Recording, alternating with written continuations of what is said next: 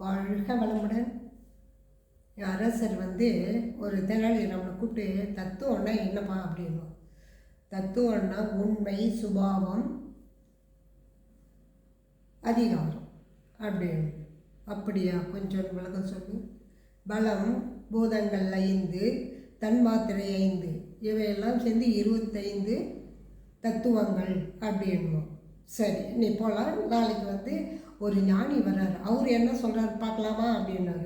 சரி அரசேன்னு சொல்லிட்டு அவன் கிளம்பிடுவான். மறுநாள் சபை கொடுக்கிறது, எல்லாரும் வருகிறார்கள், ஜனங்கள் விட்டார்கள். ஞானி வந்தார். அவரை அமர சொன்னார்கள். அமர்ந்த உடனே அவர் சொல்லுவார், தத்துவம் என்பது உலக வாழ்வு நிலையில்லாமல் கொண்டிருப்பது. சுவை அனுபவிக்கிறல்ல, அதுவும் ஒரு மாயை. நாம் பிறவி எடுத்தது ஒரு மாயை. எல்லாமே மாயது. இந்த மனசால தான் எல்லாம் மாயை நடக்கிறது. பிரபஞ்சமே ஒரு மாயை. அதில் படைத்த உயிரினங்கள் எல்லாம் மாயை அப்படின்னு சொல்லிட்டு எல்லாத்துக்கும் மாயை மாயை சொல்லிட்டு முடிச்சிடுறான். இவர் என்ன பண்ணுவார், தெனாலிராமன், அரசே நான் ஒரு பதில் சொல்லட்டுமா அப்படின்வான்.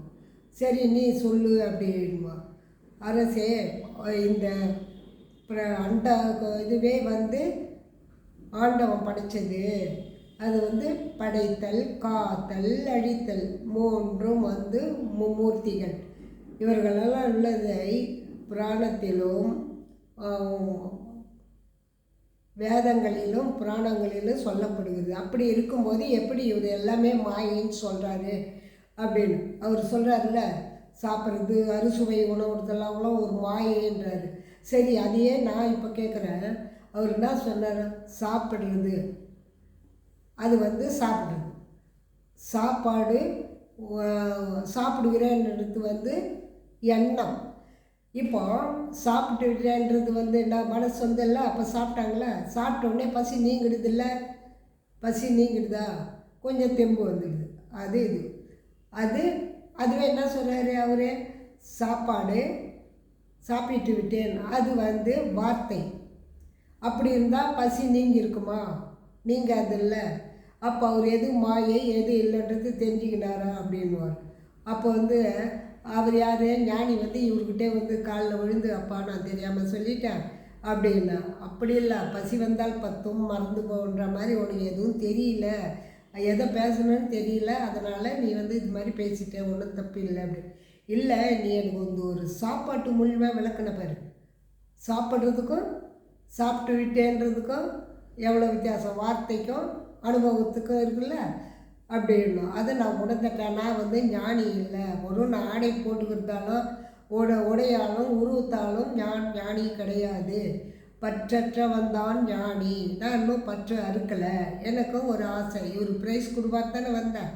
அப்போ அந்த பற்று எனக்கு இருந்ததில்லை. அதுதான் பற்றும் திறந்தாதான் மாயை என்னன்னு தெரியும். அப்போ நீ அதுக்கு விளக்கத்தை நல்லா சொல்லியிருக்கலாம். வேறு ஒன்றும் இல்லை முனிவர் அப்படின்னா. வேணாமா, எனக்கு இதுக்கு மேலே ஒன்றும் தெரியாது, என்ன ஆளை விடுன்னு சொல்லிட்டு அதை அரசவை விட்டு வேகமாக போயிடுறான். அப்போ தான் தெனாலிராமன் சொல்லலாம், எதையும் தெரிஞ்சுக்கின்னு பேசுங்க. அவங்க வரவங்க முனிவராக இருக்கலாம், ஞானியாக இருக்க, யார் ஒன்றாலும் இருக்கலாம். எனக்கு தேவை கேட்ட கேள்விக்கு தான் பதில். அப்போது எல்லாத்தையும் படைத்த ஆண்டவன் சொல்கிறாங்கள, படைத்தல், காத்தல், அழித்தல், அவங்களாம் பொய்யா? இல்லையே. அது மாதிரி தான் நம்ம உணர்றதுக்கு ஒரு சக்தி. படைத்தல் எது கொடுக்குறான்? பாவ புண்ணியத்தை புரிந்து கொள்ள ஒரு படைப்பு கொடுக்குறான். அடுத்தது என்ன? காத்தல். இருக்கும்போது நீ எப்படி சாப்பிடணும், எப்படி எல்லாரையும் பாதுகாக்கணும், அந்த ஒரு உணர்வு கொடுக்குறான். அடுத்தது எங்க? காத்தல், படைத்தல், காத்தல், அழித்தல் எதுக்கு சொல்கிறான்? எல்லாத்தையும் நல்லபடியாக செஞ்சுட்டு நல்லபடியாக மோட்சத்துக்கு போனோன்னா அப்போ நீ என்னென்ன செய்யணுன்றது அனுபவத்துக்கு தான் காத்தல். அழித்தல் அவனே சொல்லிடுறான்ல, கெட்டது செஞ்சால் உடனே அழிச்சிடு. அதுக்கு நீ பாவ புண்ணியம் பார்க்கக்கூடாது. ஒரு உயிரை கொள்றான்னா நீ அதை எதிர்பார்த்து இருக்கிறது ரொம்ப கஷ்டம். உடனே அவனுக்கு ஒரு தண்டனை கொடுத்தா அந்த காத்தல்லேருந்து இதுவாகிடுதா. அப்போ அழித்தலை நீ கொஞ்சம் அழிச்சிட்டியா? அதே மாதிரி நம்ம கர்மாவோட ஆணவம், கண்மம், மாயை எல்லாத்தையும் அழிக்கிறது யார்? ஈசன். நீங்கள் புரிந்து கொள்ளணும். காத்தல் பெருமாள், அழித்தல் சிவனை எதுக்கு சொல்கிறான்? நீ பண்ணதை நீ தான் அனுபவிக்கணும். வேறு யாரும் வந்து வாங்கிக்கூடாது அப்படின்னுவாங்க. அப்போ நீங்கள் ஒவ்வொரு செயல் செய்யும்போது விழிப்புணர்வோடு இருக்கணுன்றதுக்கு தான் இந்த கதை.